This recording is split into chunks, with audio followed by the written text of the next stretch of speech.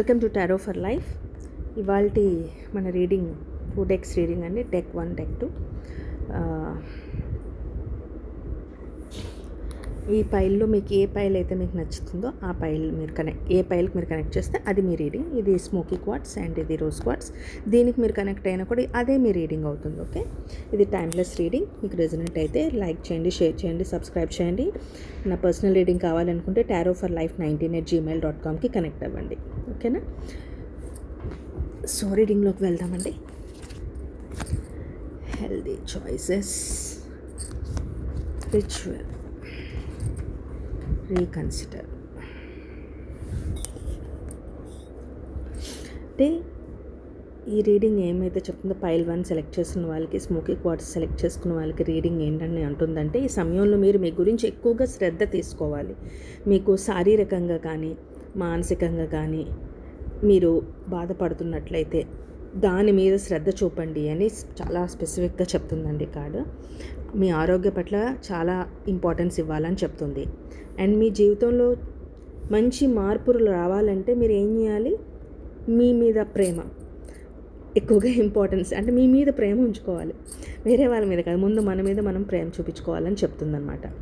తర్వాత మన సరైన నిర్ణయాలు తీసుకోగలుస్తాం దానివల్ల. తర్వాత ప్రతిరోజు ధ్యానం చేయండి. కనీసం 5 నిమిషాల నుంచి 10 నిమిషాలైనా ధ్యానం చేయడానికి టైమ్స్ కేటాయించండి. ఏ భగవంతుడిని అయితే మీరు నమ్ముతారో ఆ భగవంతుడి పట్ల ఏదో ఒక శ్లోకం కానీ, ఒక విష్ణు సహస్రనామం కానీ, లేకపోతే లలితా సహస్రం కానీ, ఏది చదవగలుస్తారో అది మీకు నచ్చినది కొంచెంసేపు పారాయణం చేసినట్టు చేయండి. చాలా బాగుంటుంది.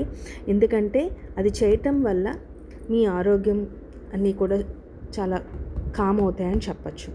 ఎందుకంటే ప్రస్తుతం మీరు ఏదైనా నిర్ణయం తీసుకోవాలని అనుకున్నారనుకోండి, కొంచెం ఆలోచించి తీసుకోమంటుంది. రీకన్సిడర్ కార్డ్ అంటే ఆలోచించి తీసుకోమంటుంది. ఏ నిర్ణయం అయినా సరే, అది మీ కెరియర్ అవ్వచ్చు, ప్రేమ అవ్వచ్చు, వివాహం పట్ల అవ్వచ్చు, చదువు, ఏదైనా చిన్నపిల్లల చదువు గురించి అవ్వచ్చు, ఏదైనా సరే మీరు ఆలోచించినట్లయితే కనుక కొంచెం ఆలోచించుకోమంటుంది. తొందరపడద్దు అని చెప్తుంది.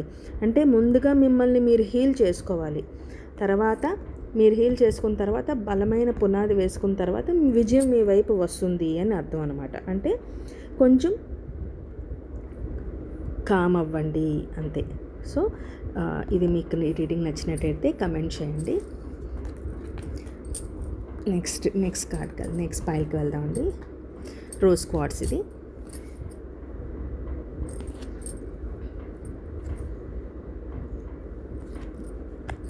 Dense, release doubts, you're ready.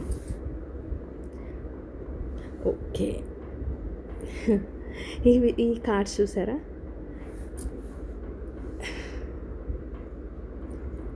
అంటే దైవం మీకు ఏదైతే నిర్ణయించిందో దాన్ని నమ్మండి అని చెప్తుంది. అంటే మీకు సరైన వ్యక్తులు కానీ అవకాశాలు కానీ త్వరలో మీ జీవితంలో వస్తాయి. మీకున్న డౌట్స్ ఏవైతే ఉన్నాయో వాటిల్ని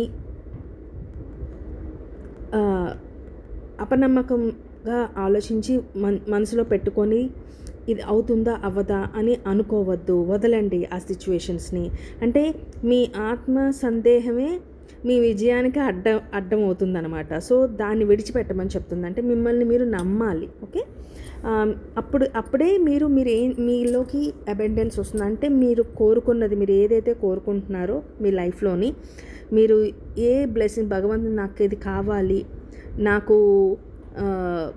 నేను అనుకున్న విషయం జరగాలి అని మీరు ఏదైతే అనుకుంటున్నారో, ఎప్పటి నుంచో మీ ఏదైతే కల ఉందో అది తీరాలి అంటే మిమ్మల్ని మీరు నమ్మితే మీకు ఇది వస్తుంది అని చెప్తుంది.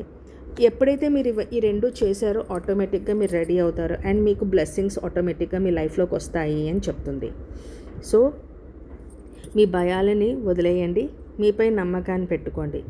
మీకు విజయం యొక్క ద్వారాలు తెరుచుకుంటాయని చెప్తుంది. ఓకేనా? సో మీకు నా ఈ రీడింగ్ కూడా నచ్చినట్లయితే కనుక ప్లీజ్ కమెంట్ చేయండి. Thank you.